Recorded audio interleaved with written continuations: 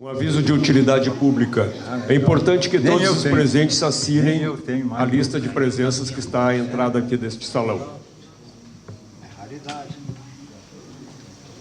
Registramos que nos dá a honra de sua presença a secretária municipal de Turismo e Cultura, Kênia Jäger. Canela e cultura. Um lugar é a soma de suas referências.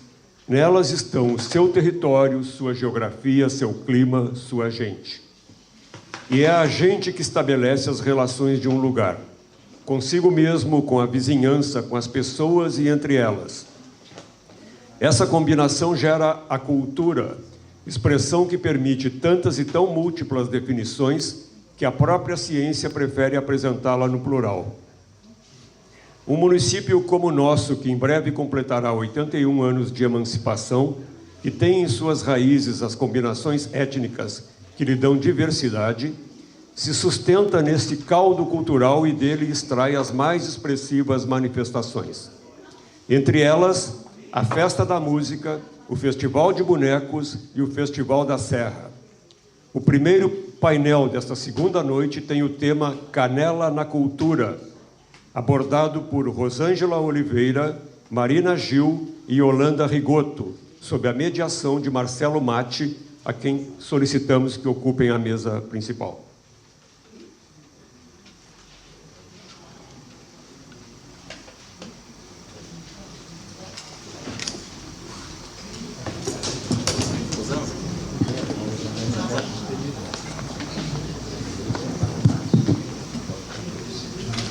Boa noite a todos. É com satisfação que iniciamos essa segunda noite com uma área muito importante para o desenvolvimento do município, que é a cultura, né? Sem a cultura, nós também não chegaríamos onde queremos chegar.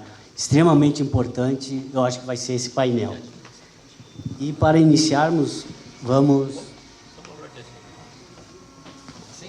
iniciar com a Yolanda Rigoto, que é canelense, professora aposentada, que sempre trabalhou na Escola João Correia e foi rainha do Festival da Serra em 71 e 72. E também não podia deixar de ser, que eu falei com ela antes, filha do Tenente Edi, que também é muito conhecido no município, né, por todos nós. Então, Yolanda, eu gostaria que contasse um pouco como era o Festival da Serra, como iniciou, como é que foi essa tua passagem por esse festival. Boa noite a todos. Boa noite a todos. Quero agradecer pelo convite de vir falar um pouquinho sobre o Festival da Serra. O objetivo do Festival da Serra era divulgar Canela, além fronteiras, no quesito de turismo, aproveitando as paisagens naturais, o clima agradável, principalmente no verão, o povo hospitaleiro e os diversos pontos turísticos para passeio. Os festivais aconteciam no final de dezembro e início de janeiro. E por que nessa data? Porque era o auge da floração das hortênsias. E cada festival da Serra tinha um presidente. O primeiro presidente foi o cônego João Marquese. E eu estou dizendo o que eu acho, não tenho certeza, que foi ele que idealizou os festivais. Então, se alguém tem alguma certeza, é bom que diga para a gente ficar sabendo ao certo.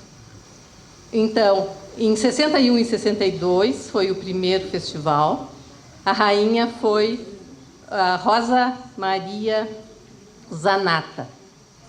E o presidente, então, foi o cônego. O segundo festival da Serra, a rainha foi Ingrid Ekman. E o presidente desse festival foi o Dr. José Batista, no ano de 63, 64. O terceiro Festival da Serra também foi o presidente, o Dr. José Batista, que foi um homem incansável nesse setor assim, comunitário. A rainha do terceiro foi Ana Cila Gonçalves. A rainha do quarto Festival da Serra, 67, 68, foi a Luciana Seco. Infelizmente é falecida. E o presidente deste festival foi o seu Oli Antão da Rosa. O quinto festival, o presidente foi o senhor João Carlos Wender e a rainha foi Ângela Dalin da Rosa. O sexto festival, 71, 72, tínhamos dois presidentes, o senhor Porciúncula, João Porciúncula, e o senhor Paraguaçu Bertolucci. E a rainha foi Yolanda Pitten. O sétimo Festival da Serra, a escolhida foi Maria Cátia Selba, e as princesas foram a Rosana Silva e a Maria da Graça Zini, também falecida, coitada. Só que não aconteceu este festival. Então, foi uma pena, mas não aconteceu. E eu vou falar um pouquinho, então, agora sobre o sexto festival, que é o que eu tenho sei mais de perto o que aconteceu. O festival iniciava com a escolha das candidatas, que cada entidade da cidade apresentava uma. Então, o Centro Educacional Cidade das Hortênsias apresentou duas, uma do diurno e outra do noturno. A do diurno foi a Zaira Hoffmann, a do noturno foi a Odete Prux, não, a Arlete Lopes. A da Escola Normal, Danton Correia da Silva, foi a Odete Prux. Do Ginásio Imaculada, foi a Laíde Oliveira.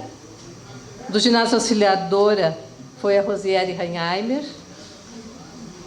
Do Clube Serrano, foi a Alessi Henke. Do Lions Clube, foi a Neiva Tomasi. E do Rotary Clube, foi a Yolanda Pitten.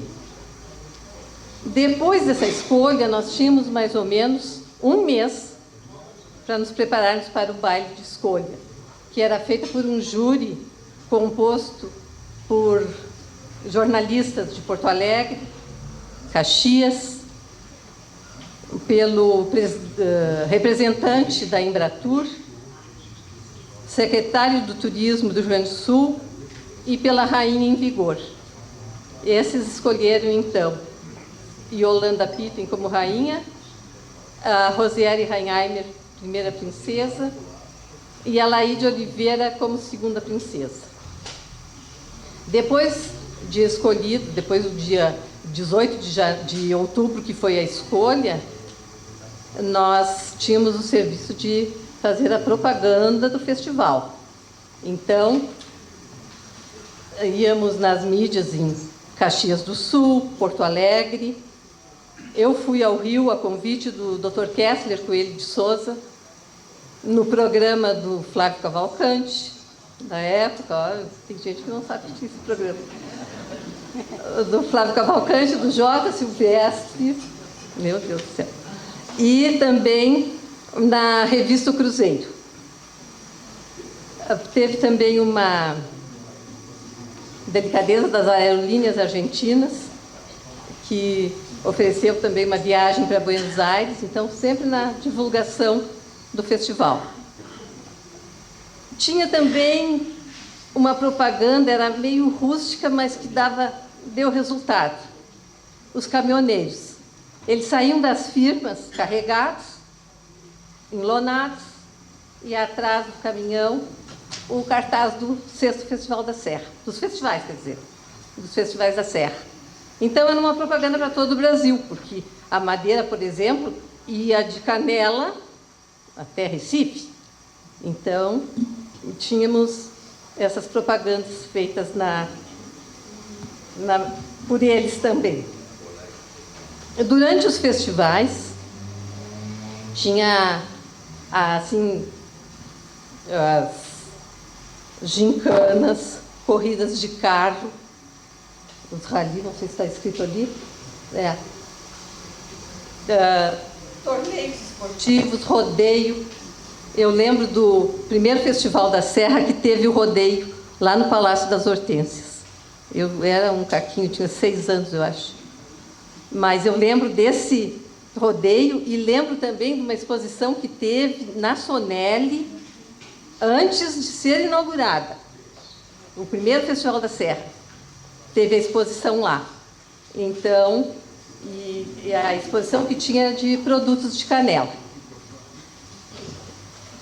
Outra coisa também que deixava o festival assim mais agradável, e os turistas gostavam também, eram os passeios que eles davam pela cidade e apreciavam os jardins particulares, os jardins das casas, sempre bem floridos, bem cuidados.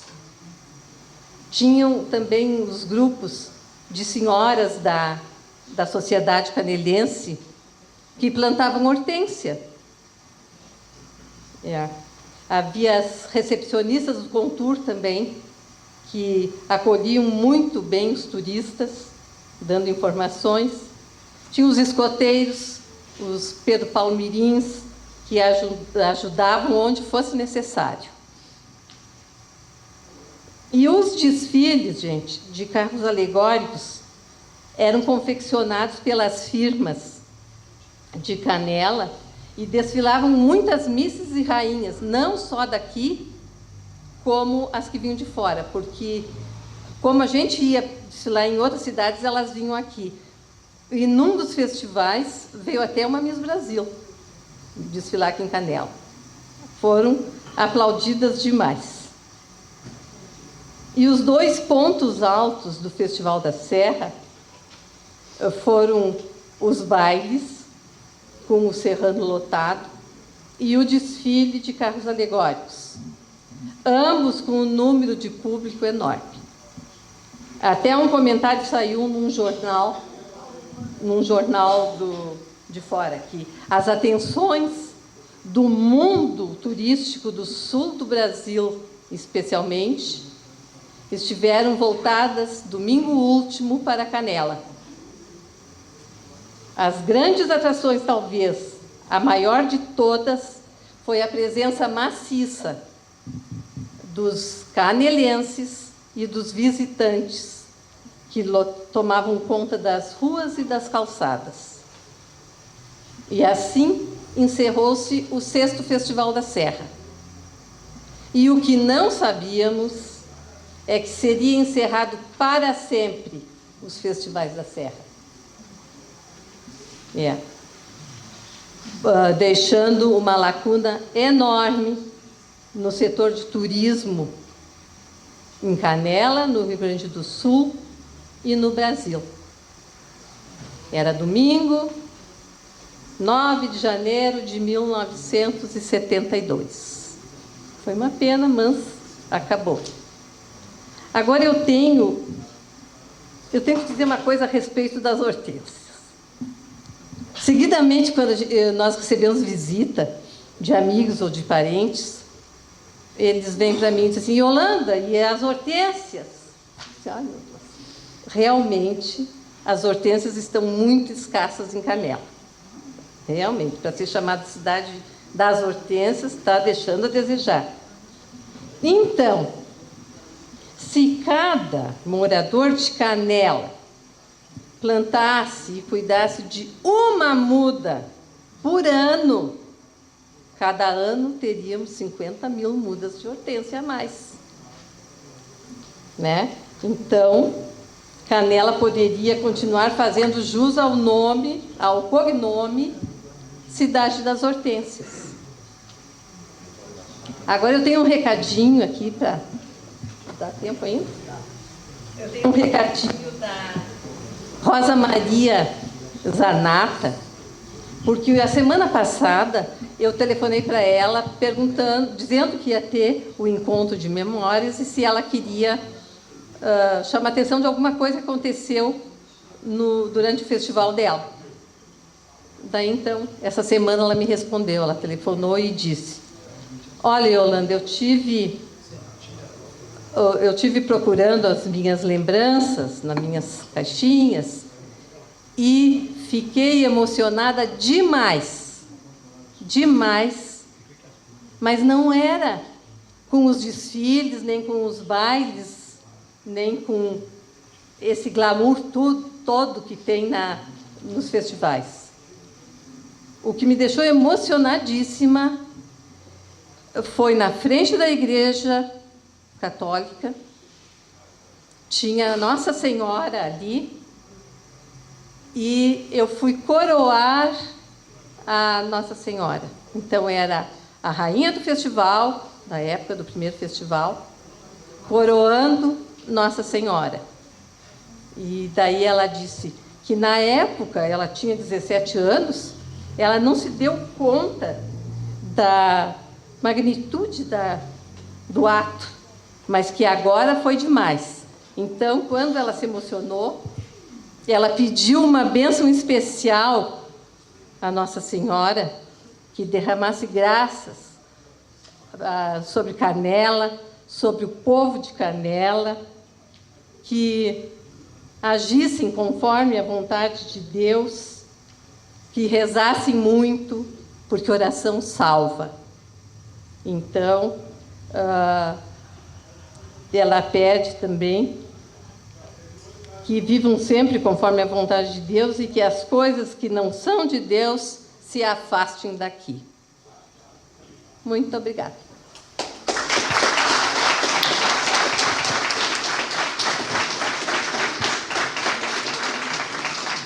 Obrigado, Yolanda. E só para complementar o que ela disse, eu me lembro que a estrada entre Canela e Gramado era repleta de hortênsias, né? Era na beira das estradas. E esses dias, agora, semana passada, retrasada, não me lembro bem, a RBS fez uma reportagem sobre as flores, a questão das flores. Inclusive, ele estava na frente da Catedral de Pedras, mostrando os canteiros aqui em Canela, ao vivo, e mostrou uma reportagem em Gramado, que a Prefeitura de Gramado está plantando em todas as estradas do interior hortênsias e distribuindo mudas para os moradores, para voltar a ter a plantação de hortênsia, que era o que tínhamos aqui nessa época, que eu também me lembro muito bem. Tem muita gente que diz, com razão, que a hortênsia ocupa muito lugar, mas tem muito lugar que elas ainda cabem. Sim, e dá para podar e ela fica pequena também. E tem aquela espécie menor também, não precisa ser só a grandona, né? Exatamente. Obrigado, Yolanda. Tá bom. Agora, seguindo com essa painel cultural, vamos ouvir a Marina Gil, porto-alegrense, há muito radicada em Canela, dirige o jornal Nova Época e desde sempre se mantém ligada às atividades culturais. Foi chefe do Departamento de Cultura da Prefeitura nos anos de 1980, com ações de liderança em iniciativas como o Festival de Bonecos, do qual é a produtora desde as edições iniciais, além da Semana Santa e do Sonho de Natal. Marília, eu gostaria e o Festival de Teatro também, eu gostaria que contasse para nós essa tua passagem, tua permanência, né, no Festival de Bonecos, de teatro, né, e toda essa área cultural que tu sempre te dedicasse aqui em Canela.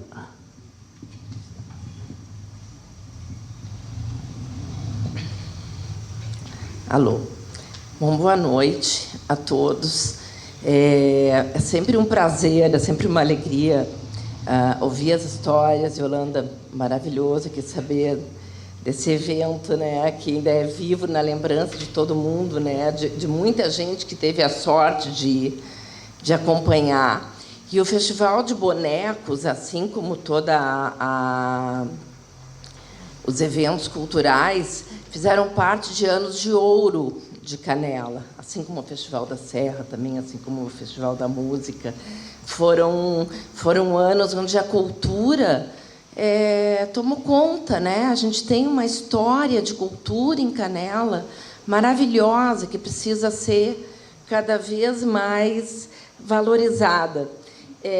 O Festival de Bonecos, especificamente, né, teria muita coisa para contar aqui de Semana Santa, de Festival de Teatro, mas eu vou me focar aqui no Festival de Bonecos. e contar um pouco como que esse evento veio parar em Canela, que é uma curiosidade, eu acho que pouca gente sabe disso. Eu vou contar um pouquinho dessa história. Em 89, nós estávamos realizando o 3º Festival de Teatro. E eu já era chefe do Departamento de Cultura da Prefeitura de Canela, nessa época. Tinha uma equipe pequena, mas minha equipe era o Elias da Rosa e o Paulo André da Rosa, o pasteleiro, e éramos nós 3 que coordenávamos ali o Departamento de Cultura da Prefeitura. E nós estávamos vendo, junto com o RODEC, que é a Coordenadoria de Artes Cênicas do Governo do Estado, que produzia o evento, o Festival de Teatro, junto conosco, um espetáculo para o lançamento do 3º Festival de Teatro. Até aí não existia, não se falava em boneco. O que tinha em Canela era o Festival de Teatro, que era uma grande referência para todo o Estado e para todo o Brasil. Era um dos maiores festivais de teatro do Brasil, o Festival de Canela. E para o lançamento, o festival acontecia mais adiante, eu acho que era outubro. Era outubro. Mas lá por maio, abril, a gente fazia um lançamento e, para isso, se trazia um grande espetáculo. O professor Appel, Carlos Jorge Appel, que era o secretário de Cultura na época, sempre gostava de fazer um lançamento com um grande espetáculo. E, naquela ocasião, naquele ano de 89, ele estava namorando um espetáculo que se chamava O Preço. Só que o preço do preço era uma coisa inviável, era uma coisa muito cara, eu não estava conseguindo trazer. E, ao mesmo tempo, caiu no colo do professor Appel um grupo de bonequeiros que tinha realizado, um ano antes, o Festival de Bonecos em Caxias do Sul, que era o pessoal da GTB, que era a Associação Gaúcha de Teatro de Bonecos. Eles tinham realizado um ano antes e tinha havido a troca de prefeitura em Caxias e o prefeito novo não quis manter o Festival de Bonecos lá. E veio cair no colo do Appel, naquele mesmo momento, um festival de teatro de bonecos. E aí, um dia eu estava lá na secretaria, a gente já estava ali onde é a auxiliadora, o prédio onde hoje é o Mater, a secretaria era ali, e me pediu, a Berenice, na época, a secretária de Cultura, me pediu: Marina, tem que ir a Porto Alegre conversar com o professor Appel, porque ele tem uma ideia de lançamento do Festival de Teatro, e me pediu para que eu fosse. Aí eu cheguei lá no Codec e me deparei com o Sena, que era um bonequeiro, ele já é falecido, mas uma figura antológica do teatro de bonecos, diretor do grupo mais antigo do Rio Grande do Sul. E o Sena era uma criatura de cabelo branco, assim, todo... parecia um boneco. O Sena parecia um boneco mesmo. Ele era uma figura que parecia um boneco. E o professor Appel propôs: olha, a proposta é que a gente faça o lançamento do Festival de Teatro com o Festival de Bonecos. E tinha que decidir naquela hora, naquele momento ali. Eu fiz uma ligação para a Berenice, né, e nós duas decidimos aceitar aquele desafio ali, que parecia uma coisa meio maluca, lançar um festival com outro festival, que a gente, na verdade, não sabia o que era direito, não tinha muita ideia do que era teatro de bonecos. Como todo mundo, na época, tinha uma ideia que fosse uma coisa de boneco de luva, que era uma coisa para criança, a gente não tinha muita ideia do que era, mas a gente aceitou. E, para aquele lançamento, veio o Festival de Bonecos para cá. A gente não esperava nada. Na verdade, a nossa expectativa era: bom, vamos ver no que vai dar, vamos ver o que vai acontecer. A gente achava que era um pouco de maluquice aquilo, sabe? Que não era uma coisa muito normal, muito certo aquilo. Mas vamos fazer, vamos fazer. E eu me lembro bem, eu tenho uma cena que eu nunca mais vou me esquecer. A gente encheu o teatro com alunos para assistir um grupo argentino que se chamava Títeres de Catiporra, era o nome do espetáculo, era o nome do grupo. E eu cheguei no teatro atrasada, e quando eu entrei, já tinha começado o espetáculo. Quando eu entrei no teatro ali, quando eu abri a cortina, o que eu enxerguei no palco foi uma cortina de luz onde tinha um flamingo voando pelo palco, gigante, e aquele flamingo se transformou num rosto, e daqui a pouco ele se transformou num calhambeque. E aquilo é Teatro Negro de Praga. Quem já foi a Praga pode ter visto já, é cortina de luz, é uma técnica muito antiga, mas muito impactante visualmente. Aquele teatro devia ter umas 700 crianças. A gente não ouvia um pio, a gente não ouvia nada, era um silêncio. E ninguém estava esperando aquilo. Ninguém estava esperando aquilo, nem a gente, ninguém. E à noite, foi a abertura oficial, teve a apresentação do Giramundo, com um espetáculo. O Giramundo é um espetáculo, é um grupo mineiro, e o espetáculo chamava Giz. Por que era Giz? Porque era um espetáculo, eram bonecos gigantes, todos eles brancos.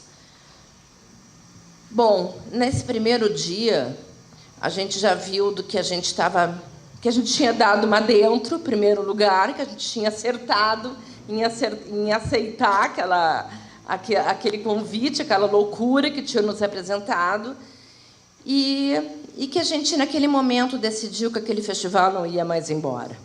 No final do evento, que depois teve diversos outros espetáculos maravilhosos, o professor Appel chegou e disse: olha, tudo bem, eu quero agradecer vocês, a gente vai agora ver outra cidade para o Festival de Bonecos se acontecer, mas a gente queria agradecer Canela. Fez uma reunião de tarde, antes do encerramento, e nós dissemos: não, agora não. Agora esse festival vai ficar. O Festival de Bonecos não vai ser em Canela, ele vai ser de Canela. E naquela noite, naquele domingo à noite, no encerramento, a Berenice Felipetti montou um chapéu de palha com várias coisas simbolizando, com hortênsias, com trigo, enfim, com uma série de coisas que simbolizavam ali canela, né, ramos de canela. E ela subiu no palco avisando a todo mundo que quisesse ouvir que o Festival de Bonecos, a partir daquele momento, pertencia a Canela e que ela tirava o chapéu para os bonequeiros. E assim o festival se estabeleceu em Canela, né, por pura sorte em um momento e por pura pressão no outro. Tem tempo ainda? Aí corta para os anos 80, já isso 82, no 10º festival, aí nós seguimos fazendo, nós, com a GTB. E começou a haver um ruído entre Canela e a Associação Gaúcha. Lá pelas tantas, eles não estavam satisfeitos com as instalações, com a maneira como a gente estava recebendo também o festival, com alguma razão, porque realmente nossos teatros estavam precisando de obras e tal naquele momento. E eles vieram nos avisar que eles não iam mais realizar o festival em Canela conosco, que a GTB ia tirar o festival de Canela. E aí a nossa resposta foi novamente: não. Vocês querem sair, vocês podem sair, a gente entende que vocês não queiram mais realizar o festival conosco, mas não, o festival não é em Canela, ele é de Canela, ele é um patrimônio da comunidade de Canela, e aqui ele vai continuar acontecendo. Aí, isso foi um momento político meio delicado, assim. Eles foram para a imprensa falar que o evento de Canela não era um evento autêntico, porque a associação não estava junto. Foi um ano desafiador. Por outro lado, isso na época, o Zé Velhinho era prefeito e o Tolão, nosso vice, hoje, era secretário de obras. E, em 3 meses, nós reformamos a Casa de Pedra, transformamos a Casa de Pedra, que já era usado pelo festival, com arquibancada, com palco montado de forma improvisada. A Casa de Pedra foi transformada num teatro, e, naquele ano, a gente produziu o festival usando a Casa de Pedra, o Teatrão, o Grande Hotel e o Teatro do Laje de Pedra. E nós realizamos sem a GTB. Naquele momento, entrou o circuito de festivais, que é uma coisa que é muito importante para a produção do evento, e que nós dividíamos custos com outros festivais pelo Brasil, e isso nos possibilitou uma época de ouro do evento, que a gente conseguiu trazer grandes espetáculos, grandes apresentações, porque a gente trazia em conjunto os grupos de fora. E, com isso, nós trouxemos espetáculos, eu não vou dizer que são dos 5 continentes, porque da Oceania a gente nunca trouxe, mas nós trouxemos do Japão, da Índia, de toda a Europa, dos Estados Unidos, várias vezes. Então, nós conseguimos realmente dar um up no festival e viemos trazendo, enfrentando muitas vezes muitas dificuldades financeiras, mas, por outro lado, um público fanatizado pelo Festival de Bonecos. Eu me lembro que a gente fazia os espetáculos no Grande Hotel e no Laje de Pedra. Os espetáculos começavam à meia-noite. E, uma vez, um vereador ficou indignado. Ele olhou a programação e disse: mas é bem capaz que alguém vai no Laje de Pedra assistir teatro à meia-noite. E aí ele disse na bancada: eu vou lá, essa noite eu vou, porque eu quero ver esse negócio, porque eu duvido, isso é dinheiro posto fora. E, quando ele chegou um pouco atrasado e ele não pôde entrar. E ele disse para a recepcionista: mas eu sou vereador, eu quero assistir, mas como eu não posso? Por que eu não posso entrar? Ela disse: senhora, porque está lotado, não tem lugar para entrar. Ele disse: mas eu preciso ver, eu quero ver esse negócio. E aí eles deixaram ele entrar. E, não, realmente, o teatro estava super lotado, tinha gente em pé em toda a parte de trás do teatro, e ele pôde ver com os próprios olhos. Nós tínhamos fila de espera para que, se alguém desistisse, que tivesse ingresso, desistisse, pudesse ter a sorte de assistir a um teatro de bonecos, do nível que a gente trazia. E isso não é só história, isso volta a ser realidade este ano, né? Nós estamos produzindo essa notícia boa que eu vim trazer, né, Kênia? Essa notícia boa, a gente está produzindo, né, a administração municipal, o prefeito Gilberto, a Kênia, o Tolão, está todo mundo muito empenhado na produção do evento. Nós estamos ainda definindo a melhor data, mas, em 2025, a comunidade terá de volta o seu Festival Internacional de Teatro de Bonecos. E eu digo isso com muita alegria, porque fazem 5 anos que a gente não realiza. Depois da pandemia, a gente não conseguiu mais. Depois da pandemia, a gente não conseguiu mais trazer de volta. E a gente, nesse tempo todo, tem ouvido as pessoas falarem: Marina, quando vem o festival? E o Festival de Bonecos, né? O próprio prefeito, em campanha, prometeu isso à comunidade e vai entregar. Nós teremos, esse ano, o Festival de Teatro de Bonecos de volta. Essa é a notícia boa. Tá?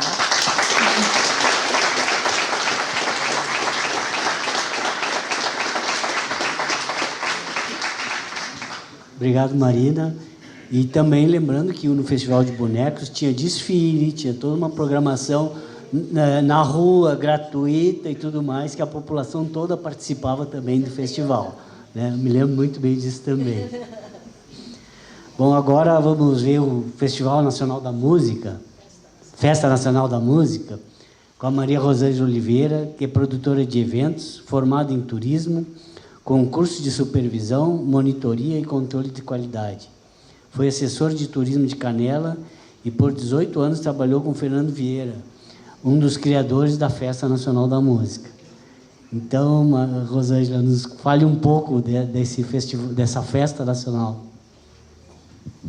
Boa noite a todos, é um prazer falar sobre a Festa da Música. Primeiro, quero dizer que quando eu recebi o convite para vir, eu fiquei muito feliz, fiquei emocionada, porque a gente que trabalha com produção é mais nos bastidores, né? E eu não sou muito do microfone, do front, mas eu sei que eu vou estar entre amigos, como aqui hoje está lotado de amigos, e falar na minha cidade, a cidade que eu amo, que eu nasci, para mim seria o maior prazer, ainda mais falar sobre a Festa da Música, da grandiosidade desse evento, porque eu sei que esse evento simbolizou para Canela e para todos nós que sempre estivemos na produção, junto com o Fernando. Agora, falar da Festa da Música, não tem como eu falar sem primeiro falar um pouco do Fernando Vieira, que é o idealizador deste evento. E o Fernando era jornalista. Ele, em 1969, então, que ele começou a trabalhar em televisão. Ele ficou por 16 anos na Band, depois foi até conversando com o Calda Júnior, e para difusora, ele teve na Guaíba, e ultimamente ele estava na TV Pampa. O Fernando sempre teve assim, esse amor pela música. Ele sempre... teve um tempo que o Fernando pensou em fazer, então, ele começou, acho que foi na Band, que ele queria fazer um evento sobre toda a parte de... Ai, desculpe, gente, eu estou nervosa, mas vamos lá. Ele começou, então, na Band, fazendo um programa social, falando sobre a sociedade de Porto Alegre e falando sobre música. Com o tempo, ele achou que poderia incluir artistas, trazer artistas, então, para seguir aquilo que ele sempre quis fazer, que é ligado à música. O Fernando começou, então, ele trouxe, no primeiro evento que ele fez, eu anotei aqui para não esquecer, em 73. Ele começou a trazer artistas em vários locais de Porto Alegre, mas assim, sempre um ou outro artista. Com o tempo, isso se espalhou, e ele já, no segundo ano já teve 3 grandes artistas. No primeiro ano foi a Simone, né? Um grande nome. A Simone foi a primeira que foi num local que não foi a Sojipa, porque em seguida ele foi para a Sojipa, porque já vieram 3 artistas, entre eles Alcione, que foi a principal, e mais 3 artistas. Na Sojipa, eles pensaram, então, em fazer um evento, uma noite de gala. E, com essa noite de gala, ele pensou num troféu. Vou fazer um troféu, que foi o primeiro troféu Discovisão. E aí ele fez esse troféu, e deu muito certo. Como naquela época eram gravadoras, né, gente? Então, as gravadoras não é que mobilizaram, mas as gravadoras é que dominavam essa parte dos artistas, e eles é que conseguiam divulgar e levar para os artistas para mais lugares. Nesta época, até para mim, eu li alguma coisa agora sobre o Fernando, que eu não sabia, que, na época, 80% das músicas que se ouvia, que eram tocadas, eram músicas internacionais. E só 20% eram as nossas músicas, né? Aí ele pensou, não, a gente tem que dar um jeito de mudar isso. Aí, por que era? Era um incentivo fiscal deles que baixavam os valores. Então, por isso que a música era mais. Aí eles, não, vamos colocar a nossa música. Aí, que depois desse evento da Sojipa, que começou... muitas gravadoras a ligar para ele, muita gente queria trazer os seus artistas, viram que isso começou a ficar importante. A música nacional começou a ficar mais vista. Aí o Fernando pensou, vamos aumentar, vou ter que fazer com que essa festa seja um lugar mais amplo. Nesse tempo, foi em 81, por ali, ele ficou sabendo da inauguração do Hotel Laje de Pedra. E ele era amigo do Péricles Druck, e o Péricles, então, eles conversando, eles tiveram essa ideia. Vamos levar esse evento para Canela. Na época era o Dr. Guinter. E aí ele fez todo o esforço para que viesse esse evento para Canela, e esse evento aconteceu, então, foi o primeiro evento no Hotel Laje de Pedra. Na época era a VASP. A VASP era patrocinadora. Então, eles fretaram 2 aviões lotados de artistas para vir para cá. Um veio de São Paulo e o outro do Rio de Janeiro, e trouxeram também os cantores da Bahia. Essa chegada deles, eles vieram de ônibus, de Porto Alegre até o aeroporto, né? Os aviões de lá vieram de ônibus e vieram com batedores. Aí os batedores, era toda uma pompa, esses batedores que vinham até aquela Canela acompanhando os artistas. Ao chegar ali, já naquela época, tinha o Miro Spear, né? Tinha a bandinha do seu Miro. Então, foram recepcionados pela bandinha do seu Miro. E o Dr. Guinter, ele presenteou cada artista com uma manta, porque naquele dia, no primeiro dia do evento, Canela estava com 0 graus de temperatura. E aquilo foi o máximo, né? O pessoal adorou. Foi 20 de julho de 1981. E o Dr. Guinter, então, recepcionou muito bem a todos esses artistas. O pessoal ficou encantado com a cidade. E ali aconteceu. O motivo da Festa da Música era para quê? Debates, né? Debates dos artistas, eles realmente resolverem essas questões, como essa baixa da música brasileira, da música nacional. E discutir todos os problemas que os artistas enfrentavam na época, a parte dos direitos autorais, toda essa parte. E isso tudo foi um sucesso, porque tinham muitos debates.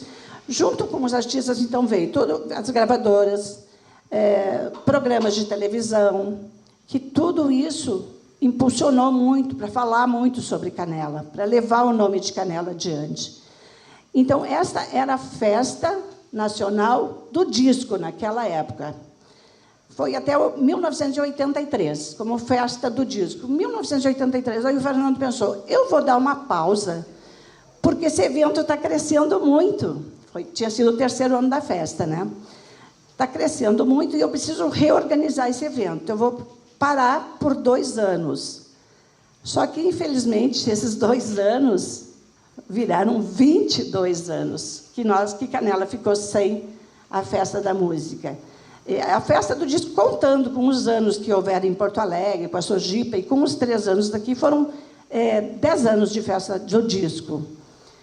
E nesse ínterim, aí, o Fernando, deixa eu ver a data, ele montou o Le Club. Eu acho que alguém de vocês aqui já ouviu falar no Le Club, que foi a maior casa noturna de Porto Alegre nesse âmbito de música. Ele levava muitos artistas, ele lançou muitos artistas, os maiores nomes da música, e era um local, era um bar, mas era também um restaurante de luxo, era um lugar onde só ia a classe mais alta, né?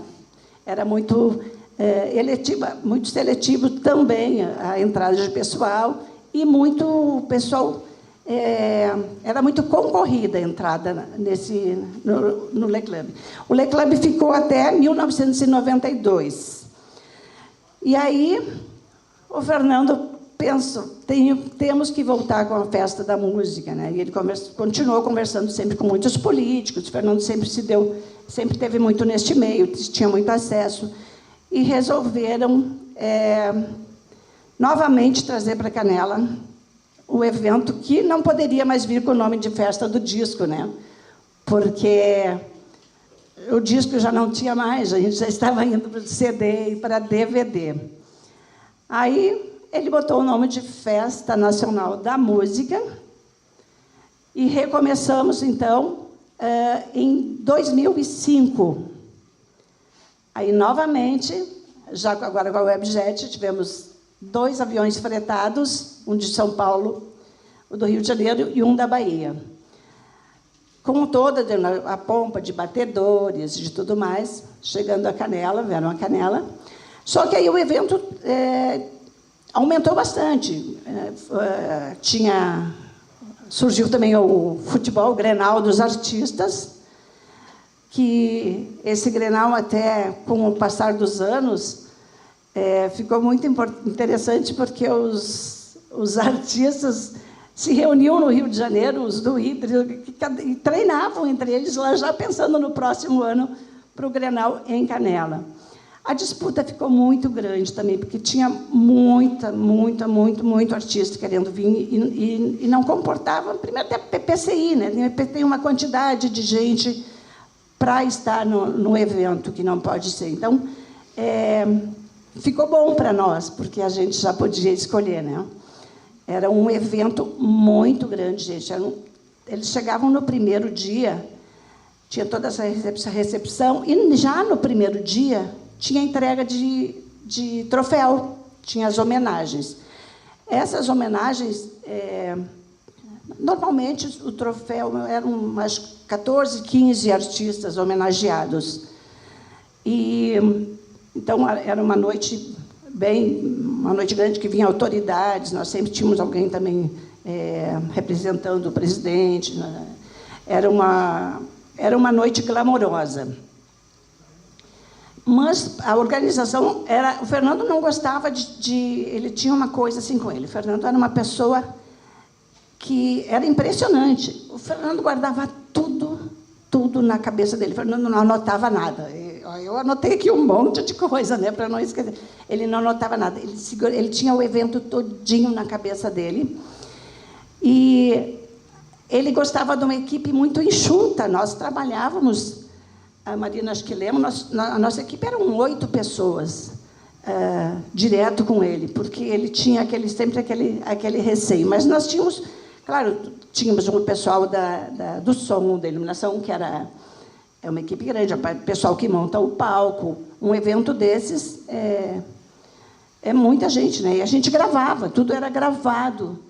Nós temos os DVDs, eu quero deixar depois com a Marco Aurélio. Hoje eu trouxe várias revistas do evento. Essas revistas, cada ano, depois do evento, a gente fazia a revista sobre tudo do evento, sobre o pessoal, além dos artistas, a gente fazia entrevistas com o pessoal da cidade, o pessoal que gostava de ir. Então, tudo consta nessas revistas, porque nós tínhamos também uma parte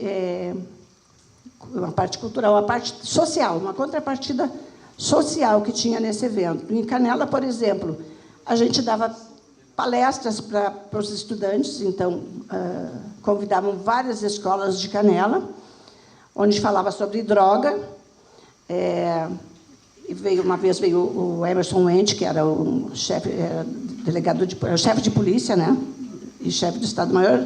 Nós tínhamos um pessoal da internet, porque também era no momento em que a internet começou a explodir, e tinham muitos perigos da internet. Isso também era uma parte uma contrapartida que a festa tinha para levar alguma coisa para a cidade, de bem para as escolas. Houve também uma mobilização para que houvesse música nas escolas, né? Eles começaram, os artistas iam nas escolas e eram entrevistados pelas crianças, e eles tentavam colocar isso: vamos trocar a música pela droga, porque Canela, hoje eu acho que continua, mas na época a gente estava com um problema bastante sério com isso, né? E a festa também servia para isso, para levar essa parte para as escolas, essa parte social e a gente fazia o Grenal dos artistas, por exemplo, tinha a parte do recolhimento de alimentos, né? Que era 1 quilo de alimento não perecível. Tinha mais coisas que a gente fazia isso. Então, a gente doou, na época, para a assistência social de Canela, muitos quilos de alimento. E que também agradeciam muito a Festa da Música por isso. A forma como era feita a estada desses artistas aqui. Nunca nenhum artista recebeu um cachê. Todos os artistas vinham, a gente nada era cobrado, por isso que tinha busca de patrocínio, que realmente não é uma coisa fácil, é uma coisa muito difícil. O Fernando já começava em janeiro com esse trabalho de buscar recurso, porque a Festa da Música, na época, era entre 2,5 milhões e 3 milhões, que era o custo do evento. Por quê? Porque tu tem a parte aérea, que é a pior, toda a parte de alimentação, de estadia, de premiação, né? A parte de divulgação em rádio, televisão. Isso é uma coisa que era muito bom para Canela, porque tinha muitos programas. Cada artista que tinha suas redes sociais, que já divulgavam a festa. Então, a cidade de Canela ficou conhecida em muitos lugares. A gente teve bastante retorno com isso. A gente tinha, com as revistas também, né? A gente tinha bastante, sabia bastante do retorno das pessoas comentando sobre a festa. Deixa eu ver o que mais que eu posso lembrar assim, o Grenal.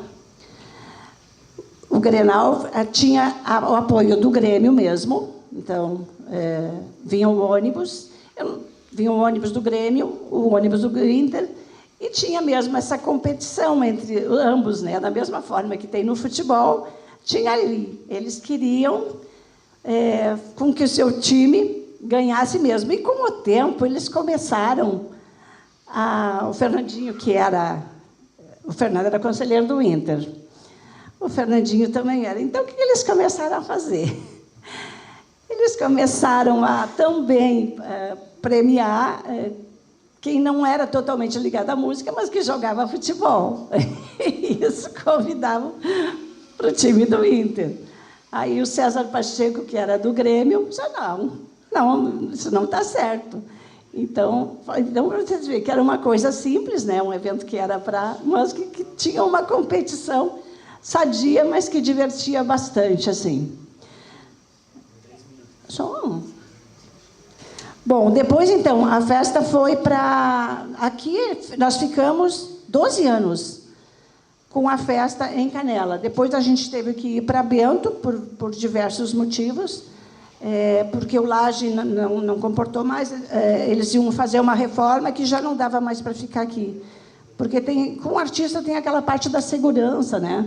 Então, tu deslocar, botar em vários hotéis, não tem como.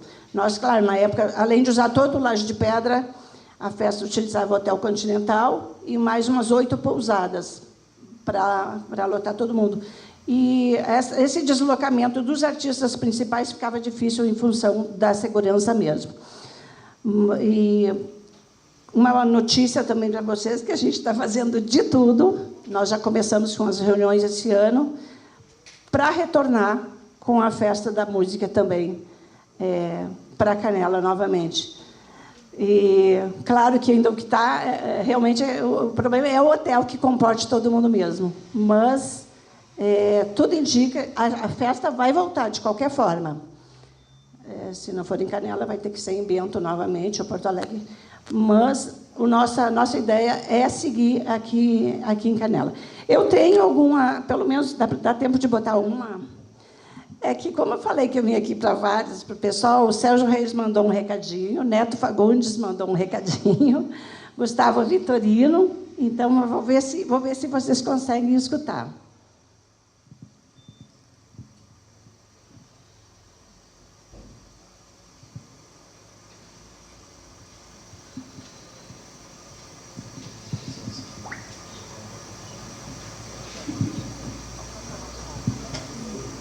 O Nacional da Música foi certamente o maior evento reunindo a música brasileira de todos os tempos.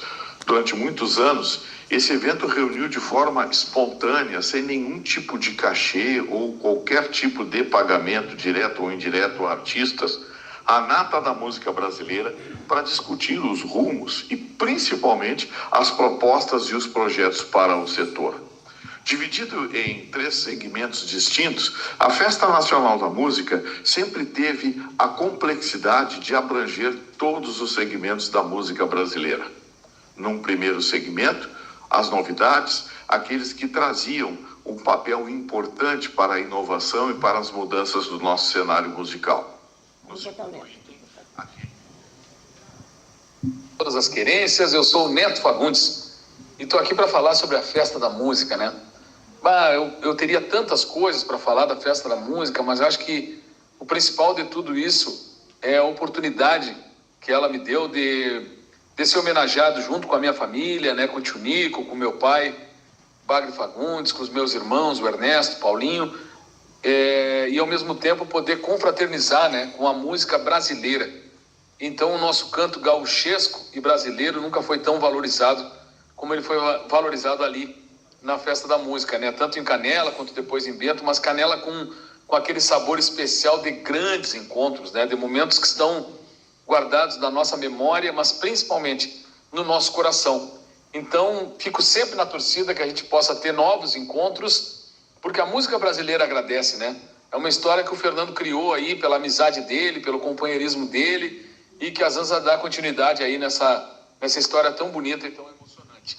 Então, contem sempre com a nossa família, contem sempre comigo, quero sempre estar junto e tomara que tenhamos mais oportunidades de confraternizarmos através da Festa Nacional da Música, que faz esse encontro para discutir os rumos dos nossos trabalhos, né?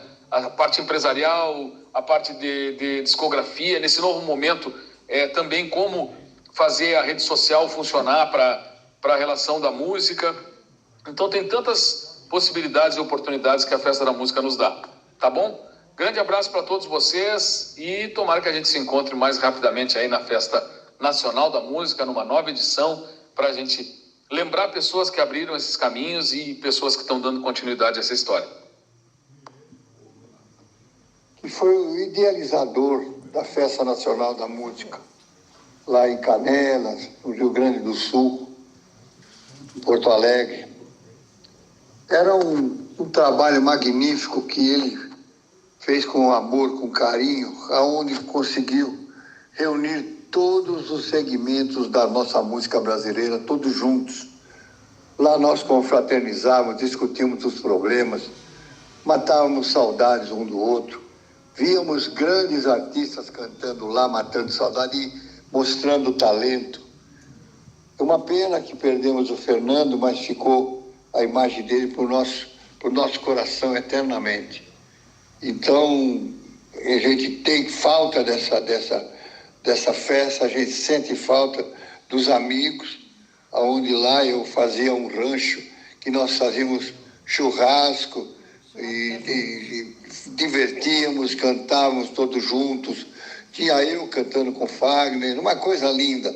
Então, gente, eu tenho a honra de ter participado da Festa Nacional da Música lá em Canela e deixo a minha oração ao Fernando, que ele descanse aonde ele estiver. Bom, gente, tem vários aqui, mas não vai dar o tempo. Esse churrasco do Sérgio Reis era sempre, normalmente na terça, e era o dia todo. Ele trazia 500 quilos de carne. E ele passava o dia todo, os artistas já nem iam só para curtir. E ele gravava o Galpão Crioulo na parte dele, lá onde fazia. O Galpão Crioulo era gravado e passado diversas vezes, né? Como todas as outras edições da Festa da Música, tinha a gravação do Galpão Crioulo, que eram passados, acho que 2, 3 meses aproveitavam. Tá? Aí, desculpa, gente, de eu não ter passado direito para vocês, mas foi com muito carinho. Tá? Um abração a todos e muito obrigada.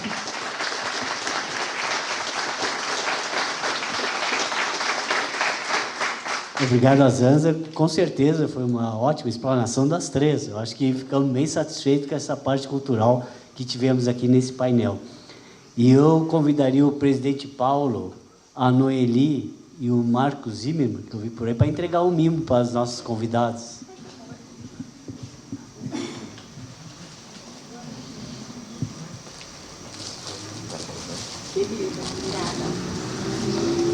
Que são os membros do nosso memorial. Obrigado.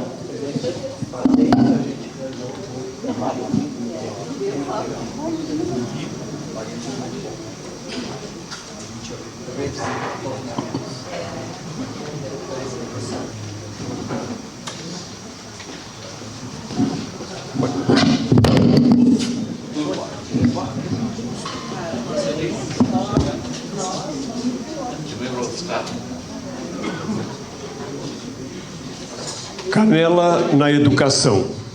Tema deste segundo painel da noite abordará duas instituições que acompanham a formação educacional da nossa gente ao longo dos anos. Por certo, além destas, outras merecem igual destaque. Mas como o espaço de tempo é o limitador para o qual não cabe enfrentamento, fica aqui o registro de que terão seu justo reconhecimento nos próximos encontros da memória, que, pretendemos, serão muitos e em sequência. Para o debate de agora, convidamos Zuleika de Lima Bertolucci e Antônio Olmiro dos Reis, sob a mediação de Vanderlei Rigoto, o Leco. Senhoras e senhores, no painel que nós vamos apresentar agora é sobre educação. Poderíamos falar, talvez, aqui, professora Zuleika, Olmiro, uma noite inteira. Mas, como foi apresentado, nós temos que dar a preferência para vocês agora e futuramente para outras entidades. Então, eu vou só falar alguma coisa sobre a professora Zuleika. Zuleika de Lima Bertolucci é porto-alegrense e mantém vínculo com Canela e a região das Hortênsias desde criança, quando sua família veio para a cidade, onde o pai, Paulo Machado de Lima, Tenente Paulo, era conhecido, Paulo Machado de Lima, atuou como comandante do destacamento da Brigada Militar e diretor do presídio regional. Ela é formada em Educação Física, trabalhou na Escola Normal das Irmãs Coração de Maria em Gramado, por 8 anos, até a inauguração da Escola Normal Danton, aqui de Canela, onde ficou até a sua aposentadoria. É isso, não nos lembra. Também temos aqui o Antônio Olmiro dos Reis, qual eu tenho uma satisfação muito grande. Fomos jovens amigos de infância, trabalhamos juntos em 2, 3 empresas aí. Então, uma pessoa sensacional. E, na época, já estava iniciando as coleções. Conversávamos muito a respeito. Desde a infância, habita o lado canelense dos Campos de Cima da Serra. É gráfico aposentado, pesquisador e colecionador. Combinação que faz dele o detentor do mais completo acervo de informações e imagens sobre a história de Canela. Foi fundador e integrante do Grupo Musisul, um conjunto criado na década de 60 e em atividade até hoje. É autor e coautor de diversas obras sobre o nosso município e referência para a maioria dos demais autores. Ele vai nos falar sobre a professora Frida Hack, que foi uma das primeiras professoras da nossa cidade, atuante em toda a nossa sociedade. Mas, o Olmiro me dá licença, vamos dar primeiro a palavra para as damas. Professora Zuleika, sinta-se à vontade, a senhora tem até 20 minutos para falar alguma coisa. Quer usar esse microfone? Eu não uso o microfone. Por favor. Com muito orgulho, boa noite. Vejo que tem muitas ex-alunas aqui, e é uma gratidão imensa em ver alunos em lugares de destaque. Eu comecei em Canela, porque meus pais vieram. Eu comecei em Canela porque meus pais vieram para cá. Meu pai era da Brigada Militar e veio para atender o destacamento da Brigada. Depois foi diretor do presídio também. E aí eu comecei já a me enfronhar, né, como a gente diz, com o pessoal daqui. E fui muito para o CTG, na época que eu estive aqui, é muito do CTG. porque eu pertencia ao CTG em Porto Alegre, então não queria perder as atividades de CTG. E aí comecei a ver as meninas também que estavam estudando e queriam muito um curso de ensino médio, porque em Canela nós só tínhamos a escola técnica. E a maioria, os rapazes, muitos foram para a escola técnica, mas as meninas não gostariam de fazer a escola técnica e queriam muito uma escola de ensino médio. Nós não tínhamos ainda em Canela. E em 1962, abriu a Escola Normal de Gramado. E então eu fui convidada para trabalhar nessa escola, como professora de magistério. Eles tinham outros professores, tinha, agora olhando a Yolanda ali, o pai dela, o Tenente Edi, dava aula de educação física também lá, na escola. Mas eu fui para atender o magistério. E naquela época eu era contratada pela prefeitura de Gramado, prefeitura que me pagava. Naquela época era o prefeito, não lembro o nome dele agora, mas depois veio o Perini. Perini foi também muito bom prefeito. E foi o prefeito que me chamou um dia e disse: professora, nós queremos lhe tirar da folha de pagamento. Eu disse: tudo bem, não tem problema. Eu quero conseguir um contrato para a senhora. Eu disse: ótimo, eu aceito, né? A senhora aceita? Aceito. Eu já tinha um contrato pela escola de Canela e em seguida ele me deu o contrato, conseguiu o contrato também por Gramado, mas eu lecionava em Gramado e Canela com esse novo contrato. Eu fiquei com 44 horas. Mas tudo bem, trabalhei 8 anos em Gramado. Fui muito bem recebida em Gramado e trabalhei durante 8 anos lá. Depois de Gramado, as meninas estavam muito afetadas por causa dessa escola normal lá, que elas queriam uma escola normal aqui, né? E só que a escola normal de Gramado era paga, né? Era das irmãs. Nós tivemos 7 alunas que iam para Gramado. Sempre nós íamos juntos. Às vezes elas pediam carona na volta, e disse: vamos de ônibus. Não, vamos de carona, prof. E puxavam junto. Então, estava sempre junto com elas. E em 1963, nós tínhamos a Clélia Artman Soares e a Paulina da Silva Nogueira, que eram professoras também, e tinham interesse na escola de Canela. Queriam fazer uma escola para Canela. Então, junto com o cônego João Marques, elas começaram a ir para Porto Alegre. Iam para o Palácio do Governo, naquela época ainda, até 31 de janeiro, era o Leonel Brizola. Aí, então, elas conversaram muito com o Leonel, ele se interessou, ele gostava muito da parte da educação, e ali foi criada a escola normal.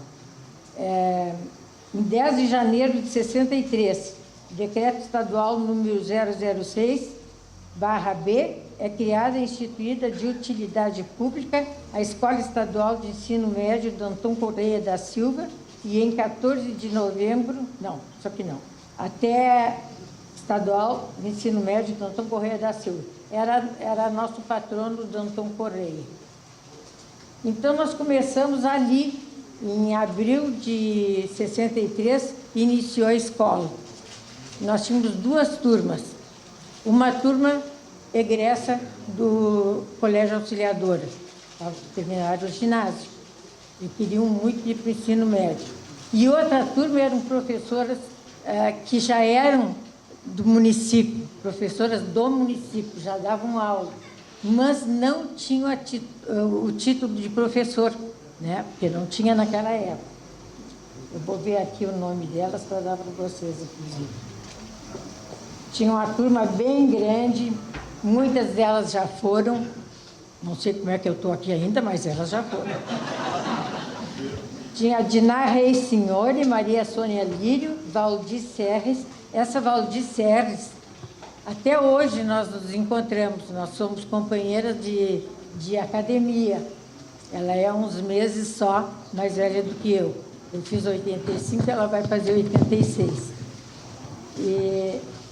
Também tinha a Leci Branchini, que me marcou muito, porque ela não tinha, às vezes, ônibus do Caracol para cá, ela morava no Banhado Grande, ela vinha a cavalo. Nós já estávamos lá nos Irmãos e ela vinha a cavalo para a aula. Ficou muito marcada. E outras, a Celine Kraeski e tantas outras. Então, como a Clélia foi a que se levantou para ir a Porto Alegre para conversar com o governador, ela ficou sendo a nossa diretora, primeira diretora da Escola Danton. A Clélia Artman Soares, ela era daqui de Canela, e a professora Paulina da Silva Nogueira, que foi a vice. Trabalhamos sempre em conjunto. A escola me marcou muito nesses anos todos, porque todo mundo trabalhava em conjunto. Os alunos eram maravilhosos, as colegas, idem. Então, a gente trabalhava pela educação. Eu nunca vi dizer que se faltasse aula. Era muito difícil faltar aula. E todo mundo tinha filho pequeno. Eu tive 6 filhos durante o tempo que eu estava na escola. Uma outra professora teve 4, outra teve 3, e assim nós íamos, né? E não se faltava aula, a gente adorava a escola e adorava os alunos também. Quando a Clélia e a Paulina assumiram a direção da escola, em 1963, elas ficaram até 1967, quando então deram para o professor Edgar Crick, que era de Nova Petrópolis. Foi um ótimo diretor também, calmo, professor de português, muito bom amigo. Então, ele assumiu a direção da escola. Também tínhamos naquela época alunos de Nova Petrópolis e alunos de Gramado, né? Porque a escola era gratuita, né? Então, aqueles que não podiam pagar, vinham todos para Canela. Então, foi muito, muito bom a turma de fora, nós chamávamos.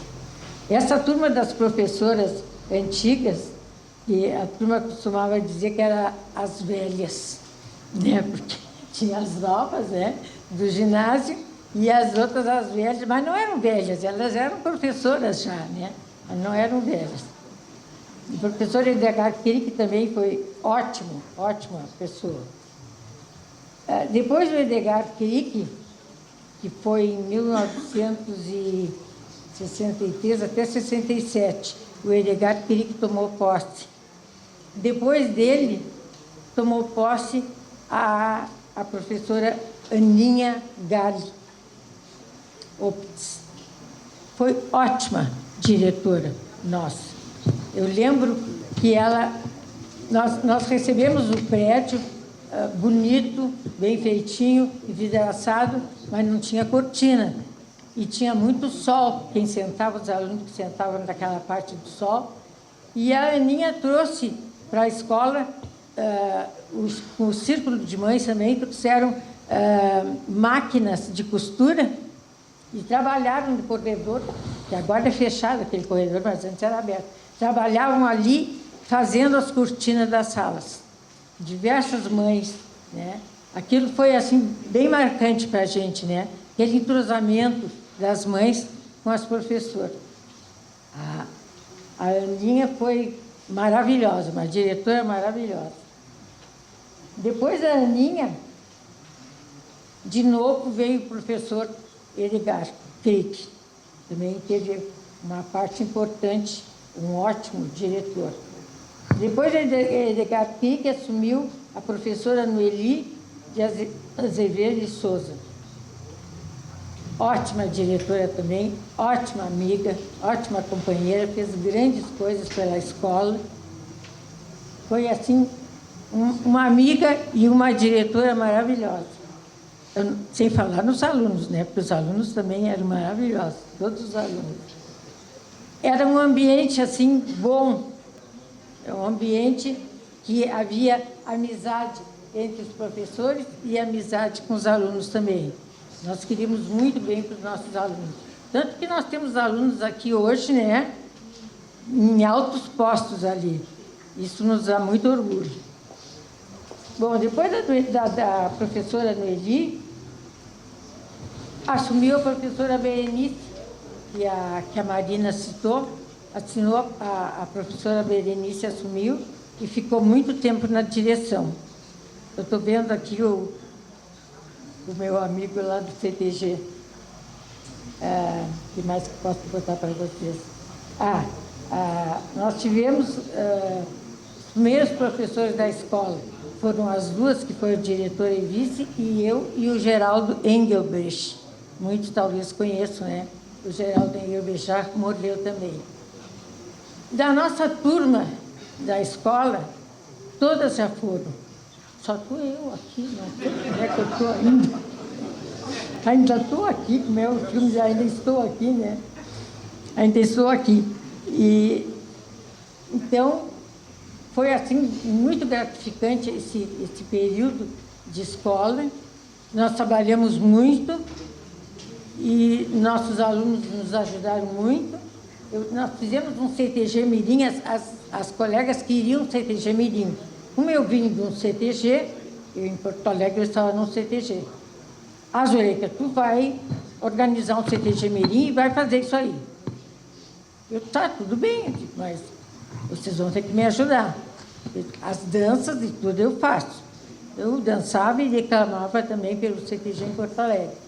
Aí, pais, Círculo de Pais e Mestres e professores desenharam os vestidos e a vestimenta dos alunos e eles vieram e ajudaram a fazer, tanto os pais como as colegas que nós tínhamos. Dessa primeira turma que se formou em 66, foi a formatura delas, nós tivemos alunas que saíram daqui. Aí Pedro Oliveira. Pedro Oliveira foi um dos primeiros que eu conheci em Canela, né, Pedro? No CTG. Muitas alunas nossas que se formaram em 66 foram para Porto Alegre e fizeram a faculdade. E voltaram e foram dar aula na nossa escola. Então, foi professora de português, a Neuza Rá Santos, foi a professora Aide, falecida também, que dava artes, foi a professora Ana Gladys Lucena, que dava educação moral e cívica. Uma coisa assim maravilhosa na nossa escola era que a professora de moral e cívica, os alunos acompanhavam em tudo. Na época da 7 de setembro, por ali, a gente hasteava a bandeira, um aluno falava e todas as tardes se arreava a bandeira também. Então, isso era muito bom. Os alunos gostavam disso e era muito bom, porque era uma parte de civismo que eles estavam aprendendo, né? E eu não sei, até tinha uma fotografia dele. Aqui foi em 1972, o secretário de Educação e Cultura de Porto Alegre veio nos visitar. E daí estava ali a professora Sheila Bertolucci, a Aninha Galiot, eu e a professora Janete Opitz, que recebemos esse secretário. Naquele mesmo ano de 72, foi a primeira feira de ciências do município, que a nossa escola também participou. E ele gostou muito. Aqui está, ó, a Miriam, a Noeli, eu e a Aninha Gali. A Aninha Gali e a Noeli foram diretoras. E a Miriam era uma professora. E quando nós iniciamos a escola, nós precisávamos ter um curso de aplicação, que as meninas, as que já eram professoras, estavam acostumadas com a aula e com alunos, mas as outras não. Então, nós fizemos um curso de aplicação e tinha que ser professoras que gabaritadas para isso. Então, nós fomos buscar a professora Noeli Silvia de Azevedo de Souza, que era professora de primeira série no João Correia. Junto veio a Miriam Scaini para a segunda série. E daí, na terceira série, nós tivemos a Marília Vieser também. E depois, na quarta série, depois da professora que veio, uma das meninas da nossa turma, da primeira turma, era muito boa aluna, muito boa. Aí foi convidada para pegar a 4ª série. A Nena Schlipper, Carmen Schlipper. Muitos anos ela foi professora da 4ª série. Todos os nossos filhos passaram por ali. Na 1ª, na 2ª, na 3ª, na 4ª série. Todo mundo passou. Então, foi assim, uma época que a gente sente... Eu sinto muito orgulho da escola. Sinto orgulho por ver os nossos alunos agora aqui. Gente, todo mundo muito bem colocado. Vereadoras, né? Todo mundo muito bem. Então, é um orgulho para a gente. Que a gente não perdia a aula. A gente queria que os alunos aprendessem. Queria que os alunos fossem alguma coisa. Eu tive uma vez um problema com um aluno. Eu não vou citar o nome dele. Tive um problema com um aluno, porque eu não dava aula para os rapazes, era só para as moças de magistério. Mas faltou professor. Então, pediram para mim assumir a turma daquele aluno.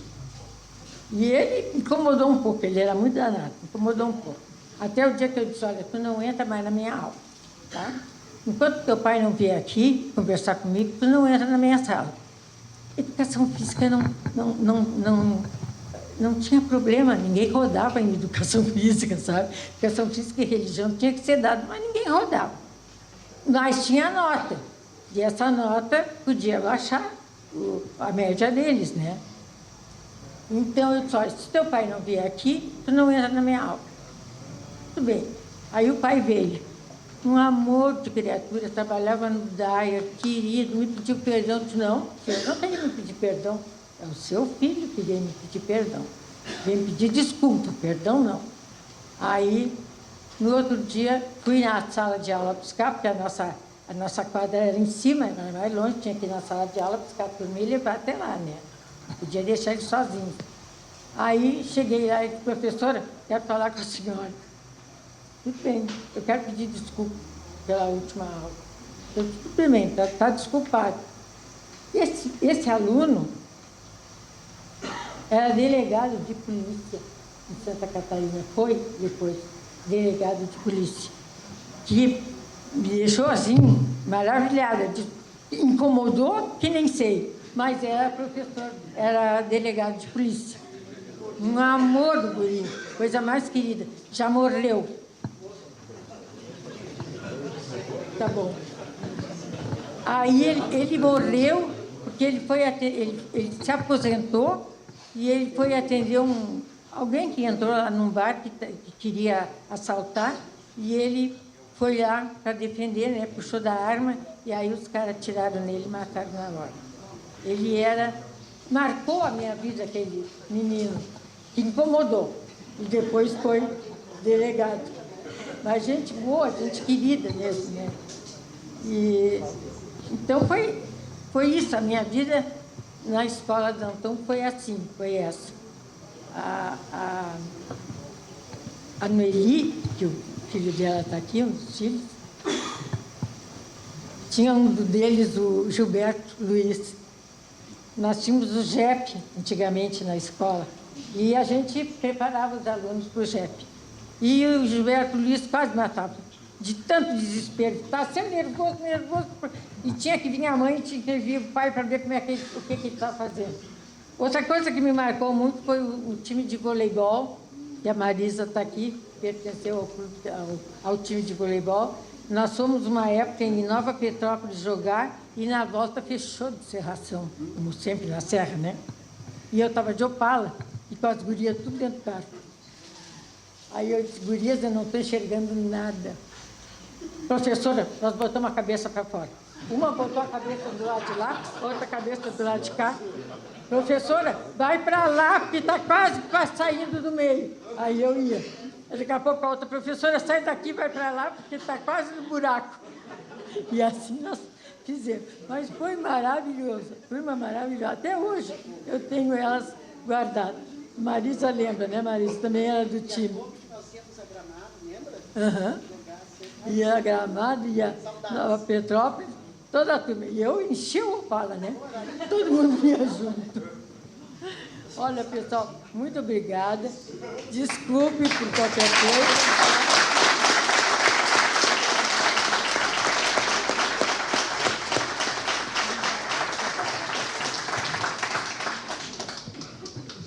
Eu estava dizendo para a professora Zuleika, é ingrata a função do mediador, tem que dizer que está na hora, estava linda a tua explanação, todo o teu histórico, e teria muito mais para falar, mas a gente tem o nosso horário a cumprir, né?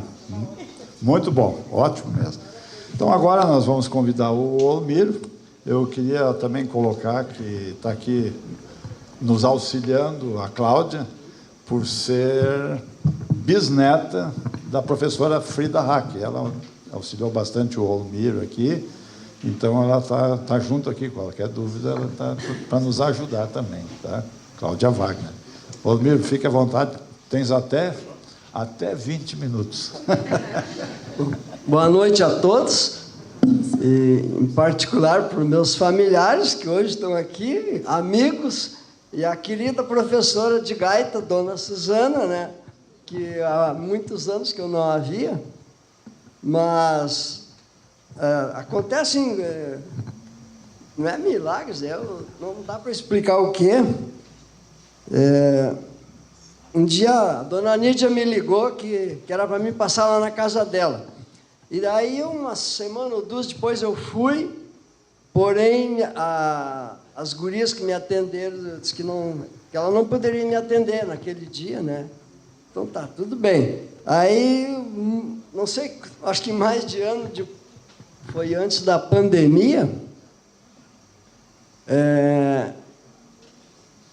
a filha dela, Adriana, eu estou começando a falhar depois da pandemia também. A Adriana passou ali na gráfica e deixou uma bolsinha, tá aí? Mostra, Cláudia. Uma bolsinha escolar da Frida. Eu vou ficar de costas aqui para poder ver as imagens. Eu não olho. Bem, depois disso, deu a pandemia e um dia lá eu resolvi verificar o que tinha dentro, e foi uma surpresa muito grande. Aqui nessa bolsinha estavam uma dezena de documentos da professora Frida Hack, do período que ela esteve em Canela, e desde que se tornou professora. Mas ela nasceu na Alemanha em 1877, na cidade de Halle, bem próximo a Berlim. Ela era filha de uma Maria e do seu Henrique Rost, e ela já havia feito um curso de parteira já em 1873, 3 anos antes da Frida nascer. Eles já tinham uma certa ideia de um dia vir para o Brasil.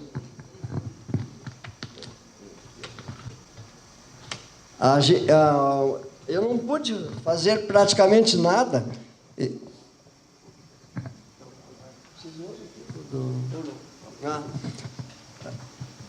Eu procurei um pastor alemão, em Canela, que gentilmente levou essa documentação para Porto Alegre, onde acharam lá um pastor com mais de 90 anos que entendia o alemão dos documentos, porque cada região tem os seus condados, como nós aqui, os nortistas falam de um jeito, nós aqui também. Então, sobre a família, o pai dela era da área médica, e a mãe havia feito esse curso já, certo, com a intenção de vir para o Brasil. E ela aqui no Brasil,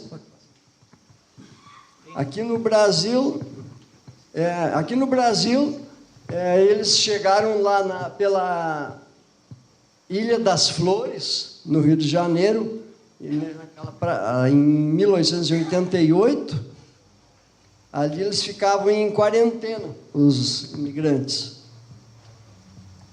Essa foto ela é dos pais e ela com seus 10 anos de idade, na mesma época que chegaram ao Brasil. E do lado os documentos com brasão, tudo em alemão.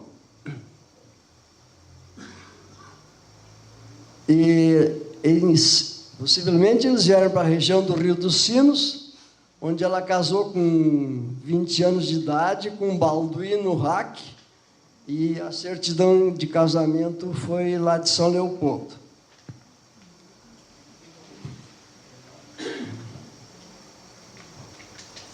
Eu tenho um documento da dona... Os documentos começam em 1906, quando ela foi nomeada para o nosso Antônio Augusto Borges de Medeiros. Esse documento, gente, tinha quase 1 metro, assim, de comprimento e largura. E a partir, então, dessa data, ela começou a reger escolas em Santa Maria, à margem do município de Taquara do Mundo Novo. A Cláudia conseguiu fazer um levantamento, e são fotos dos documentos. Eu nunca vi assim era tudo quando ela passava nos cursos, ela era super graduada, como se diz, né? E foi uma grande liderança aqui em Canela. Aí os mapas da época em que eles estavam aqui.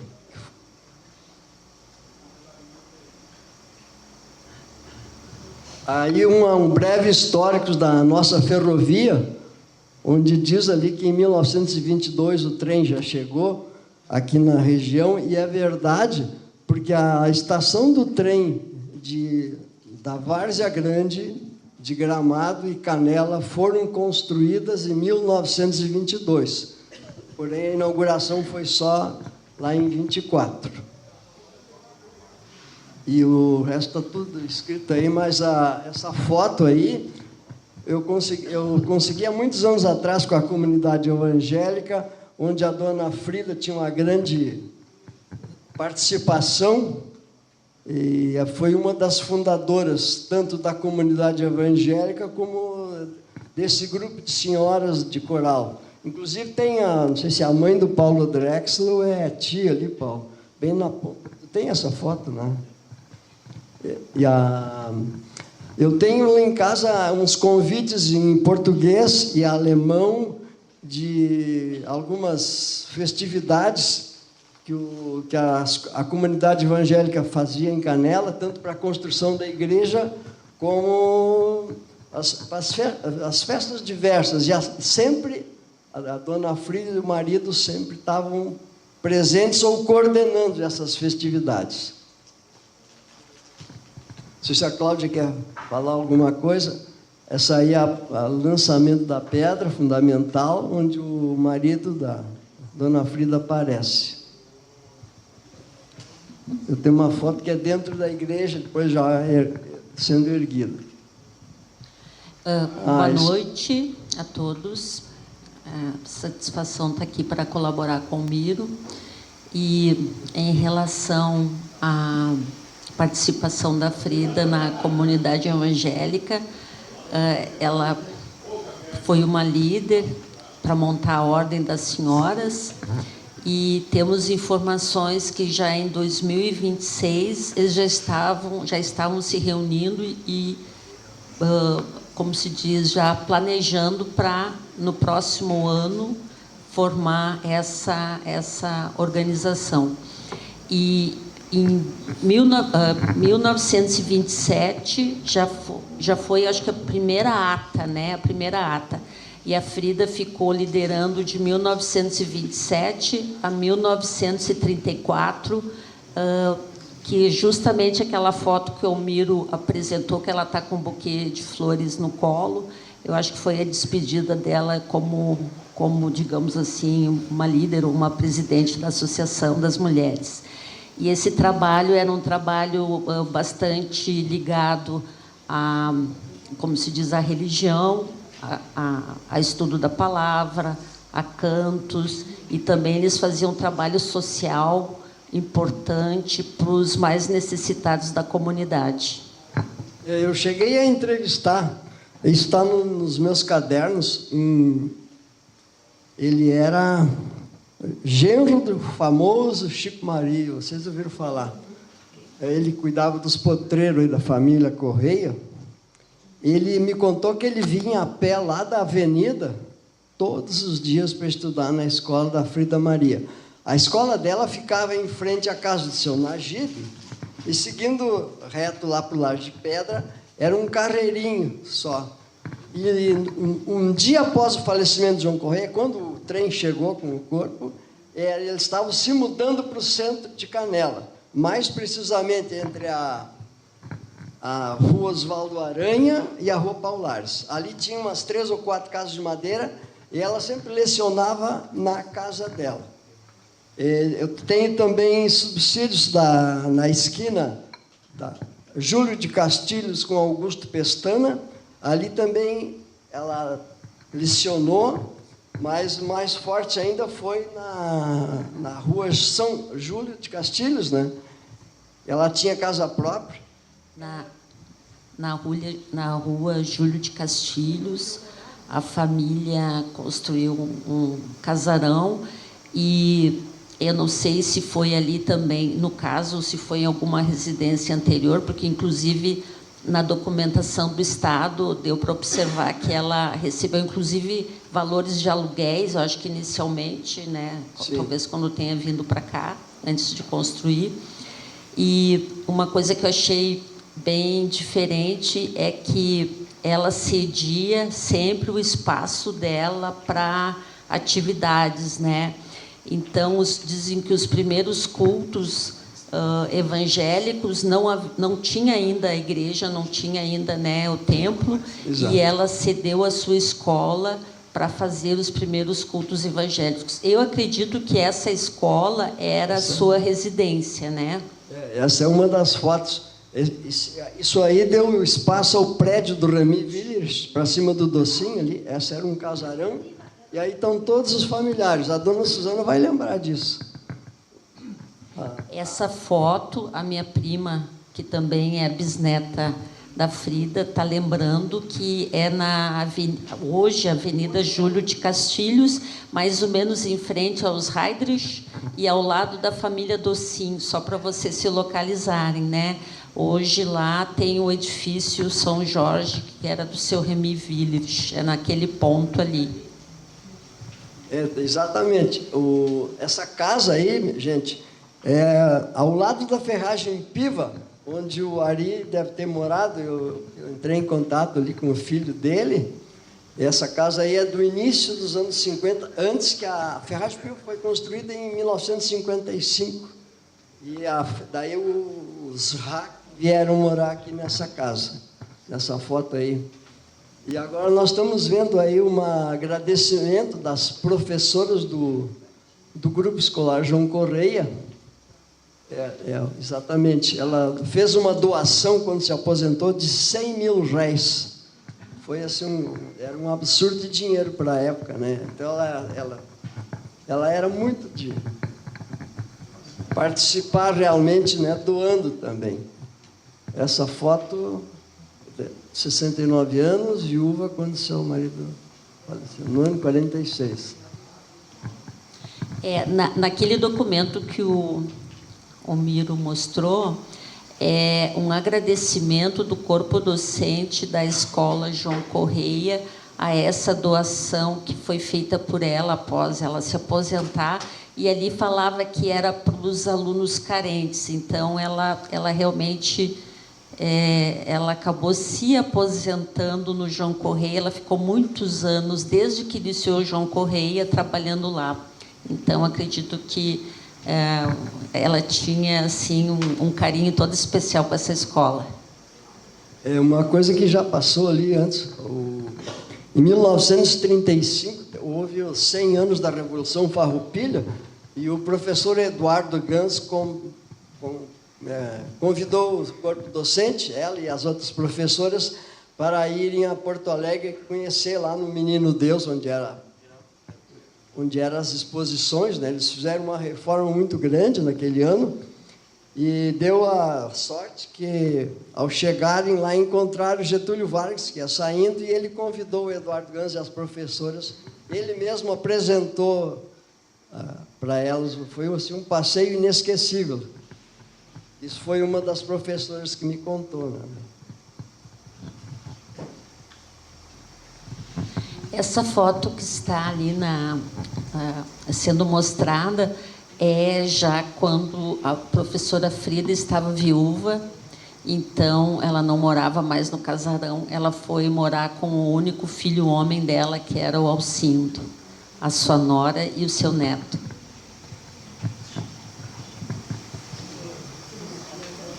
Bom, da minha parte, era mais ou menos isso que a gente combinou, né, Cláudia? A não ser que a Tânia queira falar também. Eu só estava colocando, eu fiquei muito próxima dessa minha bisavó, acho que foi a bisneta que...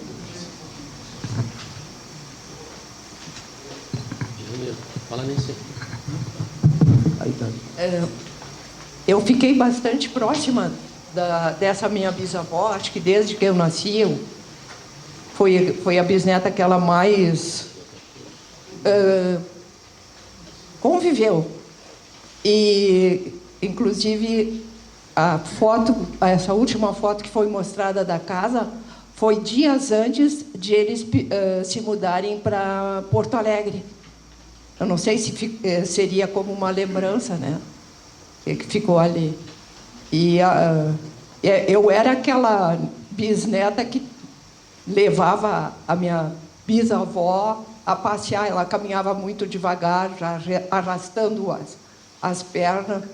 Então, ela foi, assim, muito próxima. Ô, Miro, só retomando esta pasta que a Nídia Guimarães possuía, não sabemos ainda como, né? Exato. Acabou indo para ela, e que a filha dela acabou entregando a Adriana Guimarães para o Miro, realmente foi um achado, porque a partir dessa documentação que estava, segundo o Miro, toda dobradinha dentro dessa pasta, é que a gente começou a compilar esse material, né? Então, esse material ele está assim mais tipo uma pequena bibliografia, né, da vida da Frida, sua vinda com a família para o Brasil e, enfim, o início dela como professora na região ali da colônia de Taquara do Mundo Novo. Provavelmente, pelas informações que nós temos, ela iniciou em 1906 dando aula em Igrejinha. Não sabemos ainda quanto tempo ela ficou em Igrejinha. A gente tem uma suposição que nos anos de 1920 e poucos ela veio para Canela em função da sua filha casar e também vir morar para cá. Então, a gente está assim, a partir desse material, a gente está juntando mais fatos e mais informações, né? É apenas um início, né, de uma pesquisa e assim, fica todo o agradecimento da nossa família, a Nídia, a Adriana Guimarães, a seu Miro, ao Marco Aurélio, que está fazendo esses eventos, já esse segundo encontro, ao presidente do Memorial, que nos deu essa oportunidade incrível de nós termos essas reuniões na casa do Almiro e, a partir de uma conversa, ter surgido essa possibilidade, né? E o que eu posso falar da minha bisavó? Eu a conheci, minha mãe era apaixonada pela avó dela, né? Então me carregava junto lá para Porto Alegre, quando ela já morava lá. E assim, a Frida foi uma mulher muito forte, temperamento forte, como uma boa alemã, né? Uma boa alemã. E assim, ela era um pouco dura, um pouco rígida na aula. Eu acho que ela usava palmatória na época. E ela, além dela ensinar, digamos assim, ela preparar muitos de nossos ancestrais na parte da educação, ela também passava seus valores, passava disciplina, e ela deve ter formado muitos, que nem a professora falou, né? Eu acho que isso aí é uma coisa assim que deixa uma satisfação, né? Muita gente passou pelas escolas, pelas salas de aula, e ela fazia um trabalho muito sério, muito dedicada. Mas, ao mesmo tempo que ela era um pouco rígida, ela também era muito amorosa, porque ela tinha um enorme carinho e amor pelos alunos e também teve um enorme carinho e amor pela Escola João Correia, que foi onde ela ficou trabalhando muitos anos. até a sua aposentadoria. Ela se aposentou uns dias antes dos seus 65 anos de idade, 75, com 35 anos de serviço na educação. Então, nosso muito obrigado a esse início de trabalho, porque essa documentação estava totalmente perdida, faltou ainda a parte do pai dela, que a gente ainda não conseguiu juntar documentos, né? Mas já estamos pesquisando no Rio de Janeiro a vinda deles, então acho que a gente vai conseguir bem mais dados. A gente agradece a todos. Obrigada. Eu agradeço também a Juliana. Obrigado. Nós queremos agradecer, então, especialmente sobre essa história magnífica da professora Frida Hack, ao Olmiro, historiador, as bisnetas, muito obrigado também, familiares que estavam aqui, nos ilustraram com essa história dela. Um detalhezinho agora da minha parte, ela faleceu em que ano, mais ou menos, assim, vocês têm aí? 1969. 69. Basta dizer que ela é homenageada com uma rua aqui em Canela, né? Tem Exatamente. A rua Frida Hack. Então, isso aí, para nós, a gente vê que foi uma pessoa muito atuante ela, com certeza, na nossa cidade. Né? Com certeza foi a primeira mulher professora, a primeira professora mulher. Isso com certeza, né? Então, eu acho que ela, até esqueci de falar, ela era, uma das paixões dela era leitura, né? Uma mulher sempre muito sabendo o que estava acontecendo, né, no mundo, e lia também alemão, e também, assim, para mim fugiu... A única coisa que eu não lembrei de falar, ela votou em 1961 aqui em Canela. Ainda votou aqui, que legal. Ela gostava de política. Gostava. A Tânia, às vezes, levava ela em alguns comícios. Então, ela era uma mulher, assim, um pouco à frente do seu tempo, né? Não, mas deu para notar. Deu para notar que é uma pessoa atuante na nossa comunidade. Muito obrigado para vocês, obrigado, Olmiro. Obrigado, professora. Agora tem uma... Nome de solteira, Marie... Não, da mãe dela era Marie-Louise Lehmann. E nome da Frida era Frida Maria Hack. Deve ser Frida Mary, que nem a mãe. Hack deve ser sobrenome de casado, né? Deve ser sobrenome de casado, Hack. Sobrenome do Balduino Hack. Balduino Hack. Isso aí, minha gente. Muito obrigado aqui.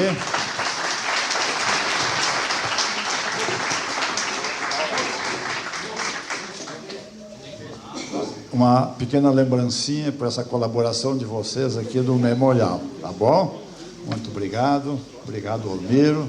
E até uma outra oportunidade. Nós vamos ter mais coisas para falar aí, tá bom? Obrigado.